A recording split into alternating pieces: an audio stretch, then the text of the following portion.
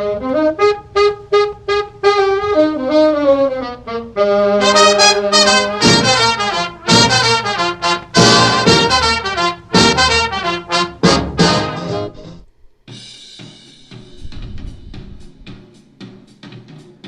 ¿qué tal? ¿Cómo están?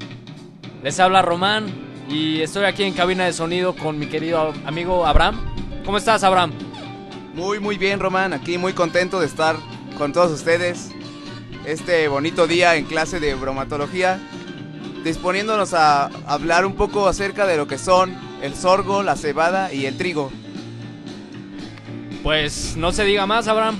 Vamos a dar inicio a estos temas y esperemos lo disfruten. Muchas gracias.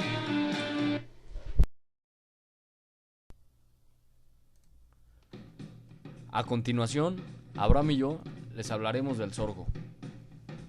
Se cultivan para grano y también para forraje, en aquellas zonas del mundo donde la precipitación es insuficiente para obtener buenos resultados con el cultivo del maíz. Los sorgos se dividen en dos tipos generales: los sorgos dulces, que tienen tallos llenos de un jugo dulce, y los sorgos graníferos, que generalmente tienen tallos medulosos. Los sorgos dulces se cultivan más bien para forraje que para grano. Todas las variedades son gramíneas altas. Su altura puede llegar a más de 2 metros. El sorgo exige condiciones de suelo similares a las del maíz, pero puede cultivarse en climas más áridos. En el país, los sorgos forrajeros se cultivan poco, pero los sorgos de grano ocupan cada día mayor superficies de cultivo.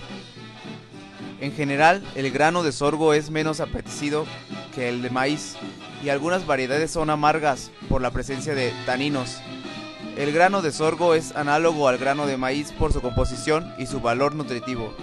El sorgo contiene aproximadamente 70% de extracto libre de nitrógeno, que su mayor parte es almidón.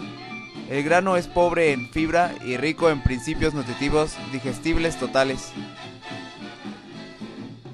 La estructura del grano del sorgo tiene un rol importante en el procesamiento y características de la calidad del grano. La estructura del grano del sorgo se compone de 3 partes: el pericarpio o cobertura del grano, que corresponde al 6%, el endosperma o tejido de reserva, que corresponde al 84%, y el germen o embrión, que corresponde al 10%.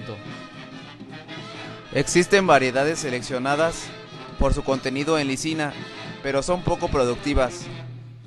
Como consecuencia, el sorgo es el cereal más resistente a la fermentación microbiana y el que más se valoran en rumiantes los métodos de procesado que permiten romper la estructura del endospermo, facilitando así la digestión de la proteína y del almidón.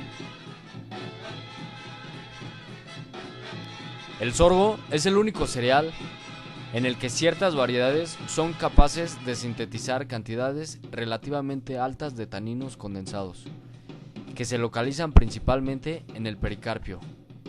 Los taninos condensados son compuestos que afectan negativamente el valor nutritivo del sorgo, pues fijan proteínas del grano y reducen su disponibilidad.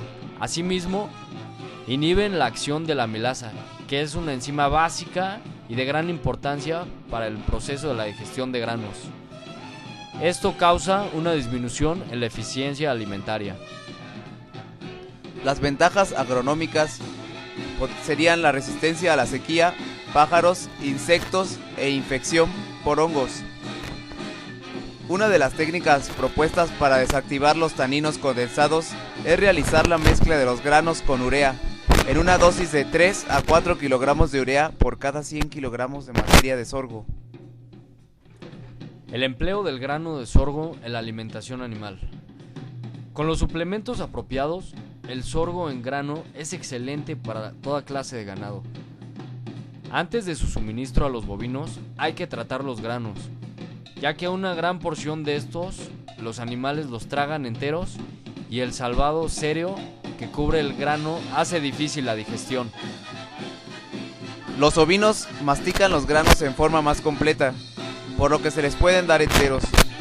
También pueden suministrarse granos enteros a los cerdos y aves de corral, pero el grano triturado o molido permite una eficiencia de transformación del pienso ligeramente mejor.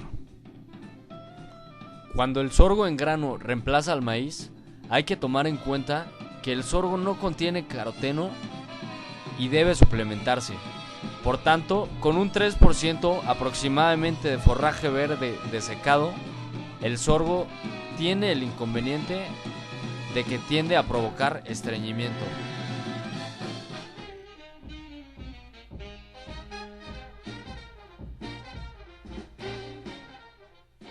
El trigo. El trigo es uno de los cereales de mayor importancia a nivel mundial, aunque en México es el menos empleado en la alimentación de los animales debido a que la gran mayoría es utilizada para la fabricación de harinas y otros alimentos de consumo humano. El trigo es un alimento muy digestible y muy bien aceptado por los animales que tiene un valor relativo igual o mejor que el maíz. El trigo es deficiente en calcio, en vitamina A y en vitamina D, pero es buena fuente de tiamina, aunque baja en riboflavina como todos los demás cereales. Por su contenido en aminoácidos, el trigo desempeña funciones importantes en el metabolismo de los animales. Por ejemplo, en la productividad del huevo y el cambio de plumas en las aves. El trigo suele ser apetecible por el ganado y proporcionarse como único grano a los cerdos y al ganado vacuno y lanar de engorda. El grano contiene un 2 a 3% de germen, un 13 a 17% de salvado y un 80 a 85% de endospermo. El endospermo es fundamentalmente de tipo harinoso y la matriz proteica es más fácilmente degradable que la del maíz, por lo que tanto la proteína como el almidón del trigo son altamente fermentables en el rumen. La proporción del endospermo córneo aumenta y la degradabilidad ruminal disminuye en las variedades de trigo duro. El principal carbohidrato del trigo es el almidón. Tiene también un contenido significativo de azúcares simples y oligosacáridos solubles.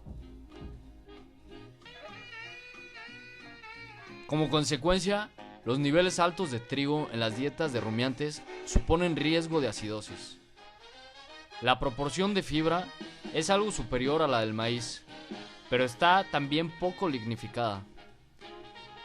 El endospermo del trigo está cubierto de dos clases de tegumentos fibrosos. Uno más grueso, exterior, se llama salvado, y el inferior, que es menos fibroso, se le conoce como aleurona. El objetivo de la molienda consiste en separar el endospermo amiláceo de estas otras partes del grano. El empleo del grano de trigo en la alimentación animal. El grano entero es la peor forma de suministrarlo, ya que el 30 al 50% de los granos son expulsados sin digerir. En harina, empasta desagradablemente la boca de los animales, despreciándose una buena cantidad y siendo el resto mal digerido.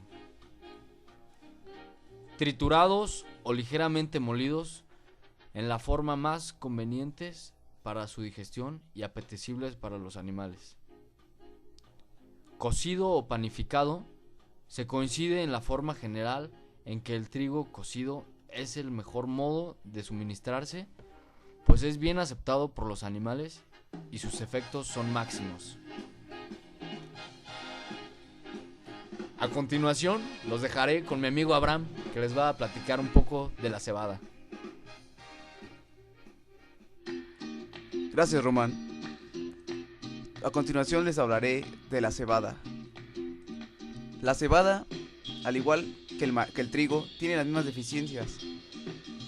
Aunque las proteínas son de mejor calidad que las del maíz, la cebada carece de caroteno y vitamina D. Es pobre en riboflavina, pero es rica en niacina, de la que contiene 3 veces la cantidad de maíz. La concentración media en proteína es de un 11.3%.